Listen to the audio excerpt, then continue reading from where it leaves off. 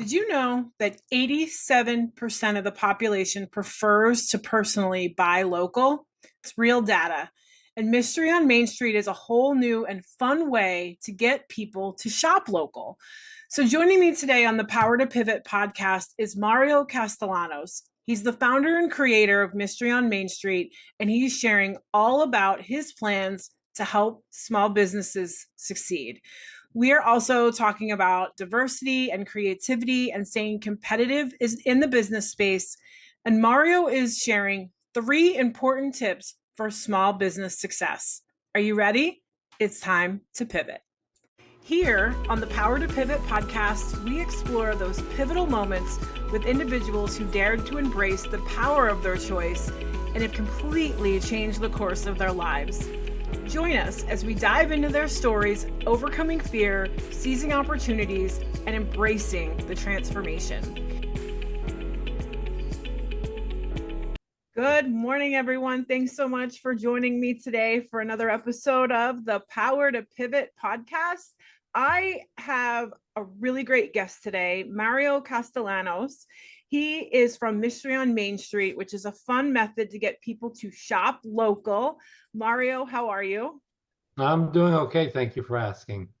Thank you so much for coming on. I'm so excited. Now, you've shared before 87% of the population prefers to buy local. And That's correct. this sort of brought about an innovative way that you are working on to get people to that goal, to actually buy local. What were you doing before this, and what brought this on? So that's a real figure. That 87% is a real data figure. It surprises a lot of people because the thought process is, for most, is everything is going internet. People prefer to buy from Amazon and eBay and Etsy and all those locations. And it's obviously, excuse me, it's obviously not completely true. What brought me to it is several years ago. It was actually 2017. I was sitting in a little park where I live. It's like any small town, small little central park, enjoying a coffee. And as I was, this elderly woman caught my eye. I saw her getting out of a car, looking at her phone, and start running around. This is early 2017, and start running around. Then from my other side, I saw this, what looked to be a teenage boy doing the same thing. Excuse the cough. Doing the same thing. After a while, I saw a couple, then another couple, and after a greater while, I see all kinds of people, all of them now gather around a tree. Curiosity got the better of me. So I go to the tree and all the people, and I ask them, "What are you doing?" And one of them kindly turns around and says, "Pokemon." Oh, okay.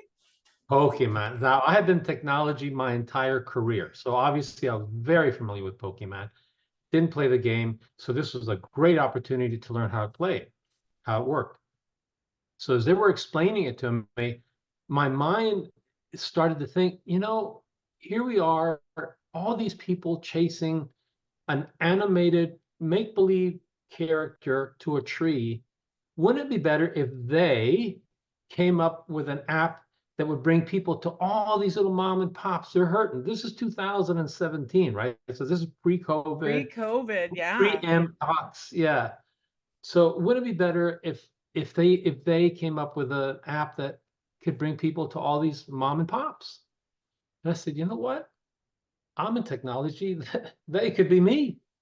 So that's how it started. And then for the next 2 years, I did some research as I kept my day job, did some research, saw how it went. And then on LinkedIn, I saw an ad by a fellow who had come up with something similar. As it turns out, I was able to find out later what he had was very typical, where you would go to a website, you would download an app, you would have to pay for it, you would create your own prizes, and to a certain extent, you would create your own story because they just basically supply the template. But it wasn't exactly like mine, where the story is created as part of the app. It's written by us. It'll be written by professional writers who will write our mystery stories. So this was more template. and he was looking for a CEO. So we spoke. I said, you know what? I'm interested in your app. He had a website already, he had a working app.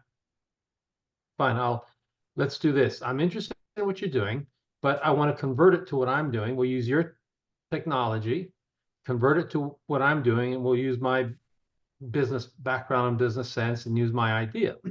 He was all for that. So I incorporated a company, made him my junior partner. We did this for about a year, and like as happens so often when you become a partner with somebody who you really didn't know before, things start coming out. And point being is it just didn't work. Yep. So I dissolved the company at the end of 2019. So it was almost a year. And by that time, I had already had a couple of sites in a couple of towns.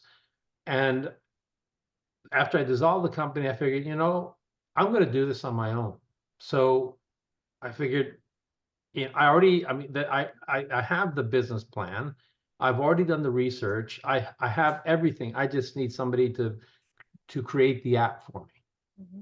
So I figured, all right, I'm going to start this on my own. And I made that decision in March of 2020.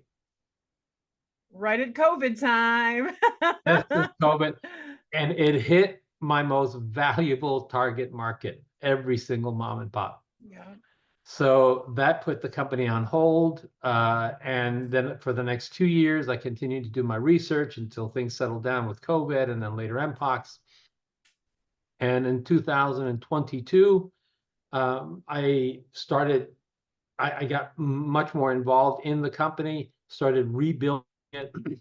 I pivoted to a certain extent some ideas that I had, made it much more user friendly, much more merchant friendly.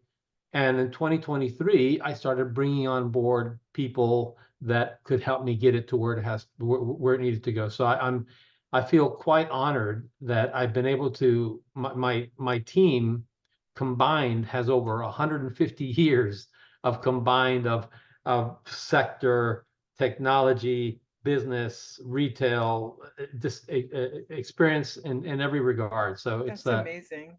yeah, it's a great team. So I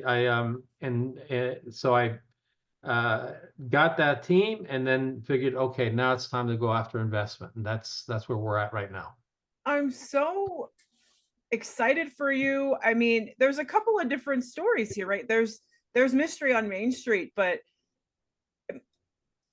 going about putting that team together after the experience that you had initially with the first partner and that didn't work out, were you nervous? Were you scared? How did you know that the team you have now was the right team? Because that's important, right? Like we don't, and I learned this in business too. Like you can't just pull anyone in.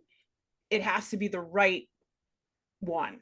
So how did you know that the current team is the right team? It's very difficult at the very beginning. Now, to my advantage, I started my first business when I was 5 years old. Oh, you were an entrepreneur your whole Oh life. yeah, as a 5 year old, I'd go out and I'd hit up all the neighbors for lawn jobs. And after I'd get the job, I'd scurry on home and tell my dad I got me another one. And my dad, of course, would hit his forehead because he knew he had to do the work. So the way I describe it is sort of like child abuse in reverse. So that point being is that I've been in business a very long time, and as an adult, I've had several companies.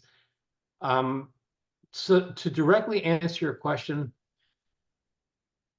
I would say that probably one of the most important learning lessons any business person can have, is to fail. Oh, good. Yes. Tell me That's the more. most important. And you hear this a lot, but what when people say that, they might be talking about a failure in a prediction, or they might be talking about a failure in an analysis. But when you talk about just failing in an idea, and failing in a team, That's major. That's a blow. So you try to learn as much as you can in the process, which I think I've done a good job at that. But the team that I have even now, luckily, when I brought them on board, most of them were my first pick. I've had a couple that it just didn't work out, but I've got I can tell you that it wasn't an easy process. It's not like I necessarily put an ad in the paper, although that's really you know, that's the other thing too. I think getting an ad in the paper, so to speak, or an ad, we don't use papers anymore, but ad and digital. Um, I think that's a good way to find out who's out there. But in my particular case, it was through my own observation. It was going to um, it was going to maybe seminars and hearing somebody speak and saying to myself, I like that person. Or in another case where I spoke to as I was talking to one fellow that I know, and I had actually been talking to him about an operations job with a company, and that didn't pan out. But in that conversation, he told me about an engineer, and I brought my engineer on because of that conversation, and it's a great choice on my end. And it's the same thing with the other ones. I was looking for someone in particular. In one case, somebody contacted me about Mystery on Main Street, and we got to, I guess, communicating via messaging. And as it turns out, that this person called on my target market every single day. That's how she puts food on her table. So and she wanted to know more about the company. And we started talking. I said, look, I'm going to need somebody like you in the company. Is this something that interests you? So that's how I got these people on board. I got people with just incredible experience that it was through just right place, right time, the I guess the patterns in all the Saturn and Moon and all those things, they came about at the best time, and that's how it happened. So I actually hear two different things, right? One, don't be afraid to fail, which no matter how many times we hear it as entrepreneurs, that failure still is such a blow. But I say a lot, failure is just data. We can reshape how we think about it. We know what didn't work. We can move on and try something new. But I also hear what is I feel like is currently like a non-traditional approach at this point to your recruiting process, because you didn't use a database to pull these people out. You weren't seeking resumes, so to speak. You were actually out there actively vetting these people, getting to know them in a way that a traditional interview process would never give you that opportunity. And the irony is, yeah, that's it. And the irony is, I personally believe that I stink at recruiting. I'm awful at it. So I just how I got this lucky, I haven't got a clue. But the irony, but in addition to that, of the couple of people that it just didn't work out, both of these people were going to be my heads of HR. Now, a lot of people say, why the heck do you need a head of HR for such a young company, a company that's starting off? And it really it boils down to, now it becomes personal for me. It's just, I have this absolute desire. That's the other thing too, right? I mean, you have a lot of discussions about diversity and equality and yada yada yada yada yada. But I actually wrote a piece about this on LinkedIn about what diversity actually means. And to me, diversity actually means is just as long as long as they're different, but just like us. And what I mean by that is you see a lot of companies that push diversity, but they're getting the same type of people that might be in a different, maybe a different background or cultural background, I should say, or a different color, but there's no real diversity. There's no one that comes from the streets of New York, or there's somebody, who's my age, or there's so I mean, I'm so, to me, this is so important, and I hope you allow me. I'm gonna just read to you. Yeah, actually, too, if you want to send me the link, we'll put it in the show notes to the article, and then people can check it out as well. I think you're hitting on an important piece, right? are we being diverse for diversity's sake, or are we actually, like, there still needs to be an alignment to your vision and your mission. And That's it. I mean, and this is what I was going to say. This is my company's commitment to diversity. Our company's commitment oh, to please diversity. share. Yeah. Yeah. So, and this is in the business plan. It's enshrined in the business plan. It's moms because we refer to ourselves as moms. Mystery on Main Street. I love that. Mom's Prime Hiring Initiative is focused on two founding principles: the creative mind, regardless of where it comes from, and diversity of experience without parameters. The company's founder, moi, and CEO possesses an embedded belief in the latter. He has published multiple articles on the subject in the Wall Street Journal and Huffington Post and others. Mom continues to seek out exceptional creators as it prepares to launch for long-term and continued growth. So that's the reason I want to write that, is because it's not the typical template, right? It's not the typical, we don't discriminate against this or we don't discriminate against that. That's a given. It should Given. be. That's It but should be. but it could be. You're right. It should be. It should be. It should be. It should be. But in my case, I want people to understand how profoundly we believe as a company. And lucky for me, everyone in my team thinks the same way. Everyone in my team thinks the same way. We profoundly believe in knowing that you have people that have different minds that can do different things. Just the other day, I was in a conference with somebody, and it was, so here's my engineer. If he was here, I'd still say this. He's a typical engineer. I mean, he thinks in an engineering pattern, but yet he said something very creative. And my point being is that creativity, just like analytics and it can come from anyone, right? Mhm. It just, we're the human mind is very complex, particularly mine. It's interesting though, because it and we could unpack this in a whole seminar about what actually is diversity and what is creativity and how do they align. um I love that you are so passionate about making sure it encompasses all of that in your mission statement, and it's not just about, like I said, being diverse for diversity's sake, but you're redefining in a way, but specifically defining what it means.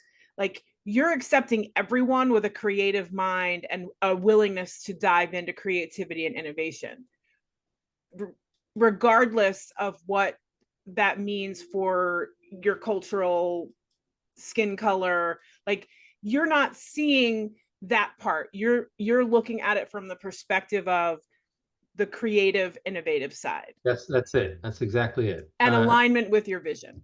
That's correct. That's correct. That's exactly it. And And it sounds like that's given you a lot of success building your team. I think so, because it is, as each one of them has their own specialty. But even though they have their own specialty, they've been around a while. Each one of them has been around. They've been around the block, and a couple of blocks. So they have this ability to think outside of the box, very much so, because they understand that it's an absolute necessity when you're building a company. And even after you build it, once you get going as a company, how many times do we see startups that people refer to them as very creative and very dynamic and very what's the word I'm looking for?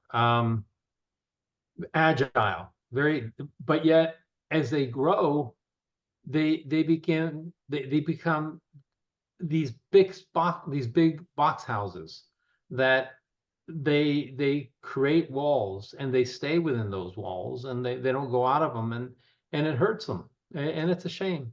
That's one of the, I I think about this a lot. I get very passionate about this when you have to pivot in your business. You have to be willing to. We get into our business plans. We are in business for 6 months, a year, 3 years, but the market's going to change, conditions are going to change, preferences are going to change. And so the real game of it becomes, how do you pivot and stay in business while still staying aligned to your vision and your core, while also pivoting with that. Yes. And um this is what makes the game of business very fun. But not everyone realizes that it can be the demise if you're not willing to be agile and flexible and pivot when you need to. And if you're so rigid and stuck in it's this one path, things will fall apart very quickly. They do. I've seen that so many times as part of my personal life away from, or personal slash business life away from Mystery on Main Street for over 20 years. Just before Mystery, I'm now with Mystery on Main Street full time, but trying to get it up and running to where we want it to be. But prior to this, how I put food on our table was I was a contract consultant, and I would work with companies. Half of the companies I work with are startups. The other ones were legacy companies that had reached the peak and now needed to turn around. And what I found so often in both the startups and these legacy companies was this absolute desire not to pivot, right? It's as if they've already they have the solution. They just need to find the customer, and it doesn't work that way. You have to find the customer and then see if you've got the solution for them. Mm-hmm. So, and even then, if they got to that point, they want to they want to solve the customer's problems in a certain manner. A lot of times that's not what the customer wanted. And that's the other big issue. So you have a lot of companies that they say, well, this is what we're going to give them because they're going to like this. Well, have you spoken to the customer about it? We did surveys. Okay, what, monkey? Yeah, monkey surveys. You know, the what do they call that? The website. Yeah, but that means nothing. Have you, something that I've been telling people for years, for years, is that the more we as a society create methods of communication, the less we as a society are capable of communicating. Mm-hmm. And I mean that. I see, and it's unfortunate, and I see it too much. And I know we as adults, these were the poor kids, right? The teenagers and the young 20s, we really harp on them. Um, but I see it so often where, and I kid you not, and I think I'm not the only one who's seen this, where you see two kids, one of them is they're on a table, one of them is on this side of the table, one of them on this side of the table, and they're just texting away, and they're not communicating. Well, guess what? I was wrong. They were texting each other. Yep. It's a very different means of communicating. And but I find it fascinating with what you just said about, we have all this communication and all this technology, but we're not actually communicating, which is why this connects directly to what you're doing with Mystery on Main Street. Um, the small business is personal. It's that, you're shopping local, they're your neighbors, it connects so beautifully to what you're doing. Thank you so much. And I'm so glad that you brought that up. As we speak to different people, right now, Chat GPT is a big deal. We hear it all the time. Yep. And AI. We're using AI as part of our software, but it's the AI is for the back end, and it's part of how we're going to create the software. We're not using AI, and we're definitely not going to use Chat GPT to create these mystery stories. These mystery stories are coming from people that live in those markets, that are able to, that they know the market, they know whose face and whose company is on that bus bench on the corner of Fifth and Main, because maybe that bus bench will be part of the mystery story that they create. In the same regard, we're not going to have call centers that are based in some other part of the galaxy. That's not what we're going to do. We're going to have local sales agents that are going to work directly face to face with our customers and help them merchandise better. Because what we found is, what I found in my research, and this was actually backed up by my chief sales officer who works with these customers, and one of my advisors who's in retail over 40 something years. A lot of these small mom and pop businesses, they're so passionate about what they're doing. That's why they start up their business. They become very passionate. They know that they've got a solution somebody wants. The problem is that too often they really don't have that marketing savvy Mm-hmm. to get it out to the market. And they have to compete against the big boys. On top of that, they also have to compete against their inability to comprehend the market. They don't have the data. That's what we're going to supply to them. We're going to give them that ability to compete against anyone that they want, because that's the other differentiator between us and some other advertising method, because that's really what we are. Mystery on Main Street is really not a game. We are a marketing and advertising technology method to bring people into these locations, so that once they go inside the location of their choosing, by the way, it's not like a typical scavenger hunt where you have to go and punch a card because that's what you were given. No, here they go into any location that they want that's participating in the game.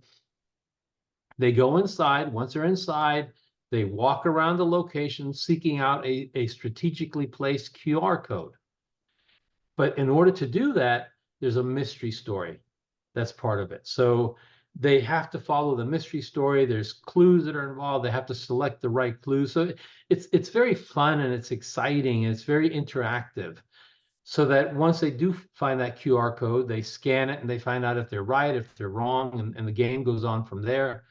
But the point behind it is that everything it's that interactivity between us and our customer, and our customer and their customer.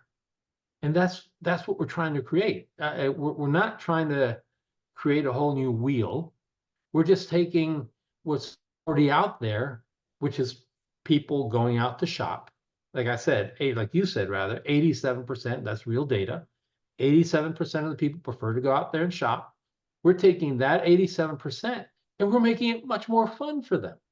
That's all. That's all we're doing. I love that you are doing this in a fun way, because this is something that future generations will benefit from. This is something families can do together to go out and explore these towns, explore these small businesses. And there's a component that parents can bring in about educating about shopping local, shopping small, that will hopefully translate down the line. Small business is so important for what we do, like for our economy, for us, for communities. I think it's easy to forget that, especially now with Amazon, the big box retailers.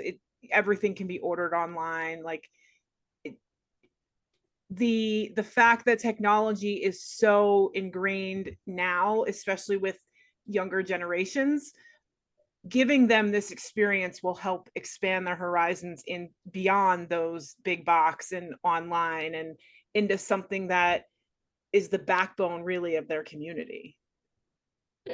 Exactly. And there's this incredible, as you spoke, I was remembering about this. There's an ad. It was for an online retailer, one of those that you go online and you buy their products, new and used in this case. And this online retailer, I remember they had a commercial, a television commercial, that I actually have a copy. I went to YouTube and I lifted the link to that because I want to keep it. I don't know how you can put a link on your wall, but I'm going to put it up on my wall somehow. I'll figure that one out when um, but in this ad, this company had two individuals that go into a store and they look at the price tag of something, and then they look at each other and they go like this. And then another one that in another location looks at a price tag and starts laughing hysterically. What they were trying, I guess what they were trying to imply is that you can buy things online for a lot cheaper than you can at a store. Guess what? A lot of times you're right. The difference is how often do you return what you bought at the store as opposed to this stuff that you bought online that you've never seen before. And what people don't realize, the way a lot of online businesses make their money is because they rely on people not wanting to go through the trouble of returning. That's how Mhm. they make a lot of their money. And And people even don't realize that. I think about Amazon, right? Because I don't believe that Amazon anymore is the best and lowest price because they have opened up their fulfillment by Amazon, and they in a lot of ways have given small businesses more opportunity. But Yes. in doing that now, everyone can open a business on Amazon and sell the same thing, but we're not driving down prices that way. We're actually inflating prices. Everybody's competing with the same product. Um, so it's it's interesting how that is shaping up right now because Amazon is not, I'm sorry, Amazon. I'm sorry, but it's true. They're not giving us the best price. They're also, and I find this fascinating, they're not they're not living up to the promises that they built the company on. Like easy 2 day shipping, like or 1 day shipping. Now things are 4, 5, 6, 7, sometimes 2 weeks out before you're getting them. So they've given us convenience, sure, because it's easy to order everything from your bed. I get that. But they've also not lived up to the promises that they have given when they built their company. And I think this is something that it goes into the integrity of the business. Sorry, Amazon, but it's true. But for small businesses, like you're dealing with the person oftentimes who may have made the product. Like they care so much, and you're giving small businesses an opportunity to play at a level that they otherwise might not have. Yeah, yeah. There's a tremendous advantage to Amazon and eBay and Etsy because you're right. It gives a lot of these small businesses an opportunity to sell online, to sell their product, to sell to others, and that's a good thing. But that should not prevent people from buying something local just because they're buying it online, because there's a tremendous advantage when you buy local. You know what you're getting. You're dealing with people who you see what you get. You can understand the quality of the product. It's not even, let's not even look at it from the altruistic point of view, right? That, okay, I'm doing good for my community. I'm putting money back in the community. I'm helping this business. Let's set that aside. Look at it strictly from the perspective of what's more efficient. If I go to a store, I can find a product that I want right then because it fits the quality that I'm looking for. It has the look that I'm seeking. It's everything that I'm looking for, as opposed to if you buy something online, you don't always know what you're getting. That being said, again, I repeat, it's great to have online, but it should complement the ability to buy local. And as far as your commentary with Amazon, I agree. I mean, Amazon has done a lot of good.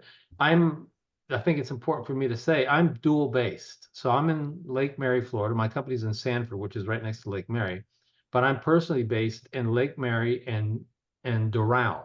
Doral is within the greater area of Miami, where I'm born and raised. I'm born and raised in Miami. And the reason I bring this up is because we're talking about Amazon and Jeff Bezos just moved to Miami. So, if I run into him, maybe at the local market, he might come after me, but I don't know, but we'll find out. Please let me know. To the Amazon gods, there is no disrespect, but um, I think, are you ever afraid, or have you ever considered, like, what if someone's using the app and has a bad experience in one of the stores? Like, do you worry Well, about the customer service? yeah, so we're at that point that we're in the process of finishing the app. So we haven't created the app just yet. Where we will be creating the app, but as far as customer service, I'm glad you bring that up. It's going to be self-sufficient, so you'll be able to, whatever issues that you run into, you'll probably be able to fix it on your own.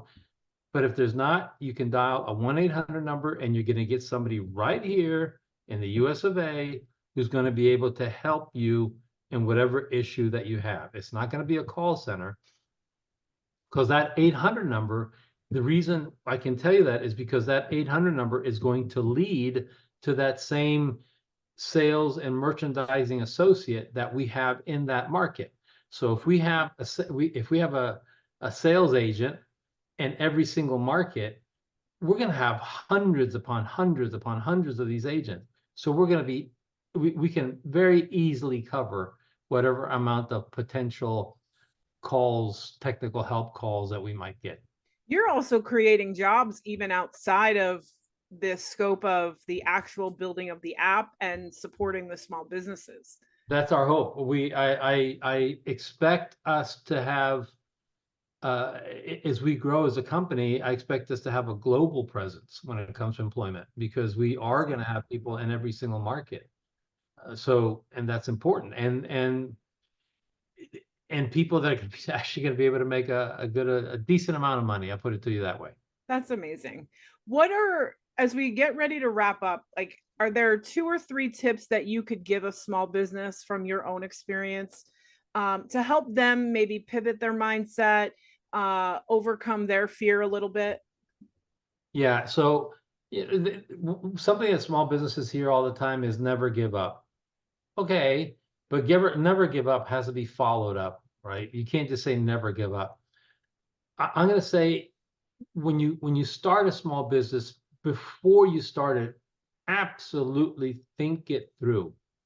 Sit down and write yourself a business plan. Now, I don't mean getting a template from the internet that says this or that, or all these different things. You can use that template as a guide, but sit down and write yourself a business plan that says, okay, this is what my business is about. This is the market that I'm trying to reach. This is how I'm going to reach this market. And the all important, this is what can prevent me from reaching this market. If you have these 4 questions answered, it's a very good foundation, because now you have at least an idea of the work that's going to be required to get your business up and running. There's so much more than that, but these 4 questions are really the foundation. I'd say that's number 1. Number 2, if you already built a business, listen. Just listen. When I was doing my research for Mystery on Main Street, what I went and did, I went door to door to door to door, all these different retailers. And on more than one occasion, I go to a retailer and they had the no soliciting sign. That's something else that really gets my ear when I see a no soliciting in a store, because I mean, that's exactly what they're doing, right? They're trying to bring in their customers, but they're telling customers, I want to sell to you, but you can't sell anything to me. But anyway, that's another discussion. Point being is that even when I saw those, I would go in and I would tell them, and the ones that didn't have those signs, I would tell them, look, I'm just like just like you once did. I'm starting up a company. I'm not going to take up your time. I don't want your money, but we're looking to create pilot sites around the country, which are going to have absolutely no cost at all for anything that we want to do. We're a marketing and advertising firm. Have you got a minute for me to tell you what I got? And if that was basically my pitch. And I would do this on a day that I didn't see people in the store. If I saw people in the store, I can understand it, or the location or the restaurant. But the point being is that I wanted these people the opportunity to tell me, yes, I want to hear what you have to say. But the ones that say, I'm not interested, it makes you wonder, how do you expect to stay in business? Mm, it's true. I'm not interested. How do you expect to stay in business? You have no idea what I have. I could be the holy grail and you're not interested. So I guess my point number two is always be willing to listen within parameters. If I had gone into a store on a Saturday afternoon, kick me out of here because they're busy. But if I go in on a Monday morning or Tuesday morning where I mean, it's just, yeah, you can hear your own echo. That's a different story. Yep. I'd say, and then the third part, I'd say number three, if I was would be if you find yourself, and I feel like I'm about to sing a Beatles song. If you find yourself in times of trouble, the just stop and think about, okay, what can I do that's different to what I'm currently doing that can get me out of this mess, or can get me to where it is that I want to go. If I sell trinkets and my trinkets aren't working, then maybe I should sell something else. So let me do some research and find out what people are buying. In fact, that research should have been something that you should be doing if you're a store owner or if you're a car dealer or if you're a realtor. It doesn't matter. It doesn't matter. With manufacturer, you should constantly be questioning your customers, constantly. If I'm in a store, if I'm in a restaurant, I like for the restaurant personnel to come to me and say, how do you like your food? I mean, we all get it. I want them to say to me, we actually, I owned my wife, it was my wife's catering company. I worked with her. So my point being is we understand that. We understand how it is in a food business when somebody asks you, how do you like your food? Mm-hmm. And whereas a lot of people don't want to hear it was too spicy, it was too this, or it was too that. I do want to hear this because if it was too spicy for you, it might also be too spicy for this other table that I didn't have a chance to ask. Mm-hmm. So that's just, and whatever your business is, it doesn't matter. It could be food, it could be a retail store, it could be a car dealer, like I said before, anything at all. And I think that's important too, because the more you ask, like it's one thing for one or two people to say the same comment, but if you're getting hundreds of people answering you the same way in relation to, food is a great example. Um, it's too spicy, it's too salty. Like if the majority of the people that you ask are giving you that same feedback, it's important to be open to it. And at that point, what how do you change that? How do you pivot that? That, um that's important. that's what's most important of all is the business owner has to understand and realize this one thing. I, as a customer, I don't care about you. I don't care about you. I don't care if you go out of business.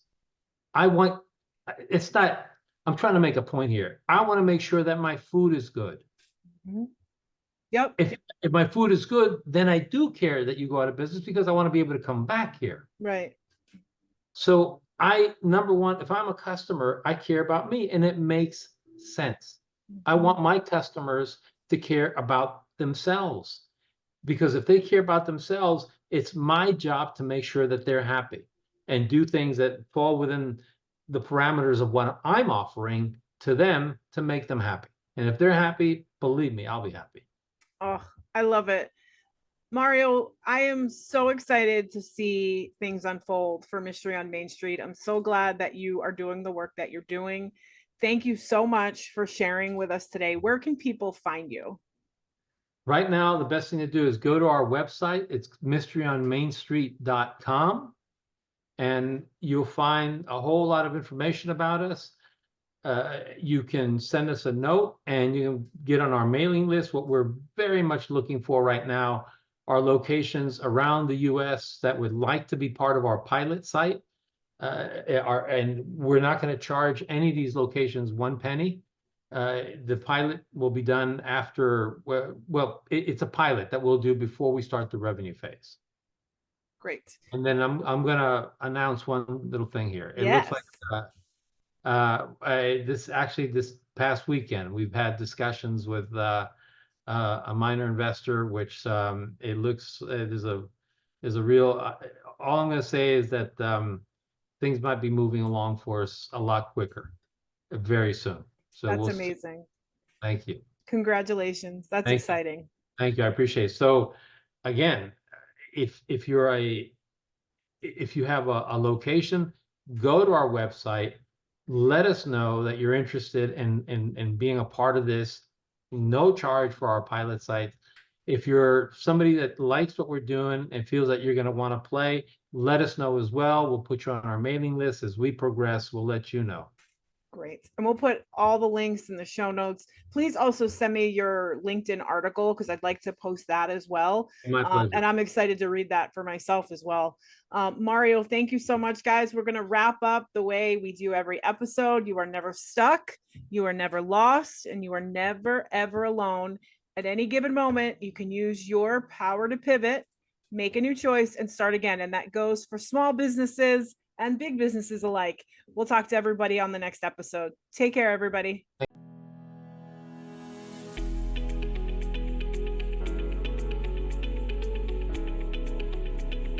At any given moment, you have the power to choose a new path for your life.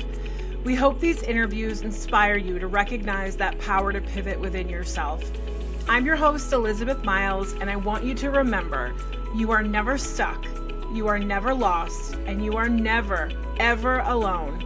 At any given moment, you can use your power to pivot, make a new choice, and start again. And I so look forward to seeing you on the next episode where we share more inspiring stories, tools, and tips to help you on your path.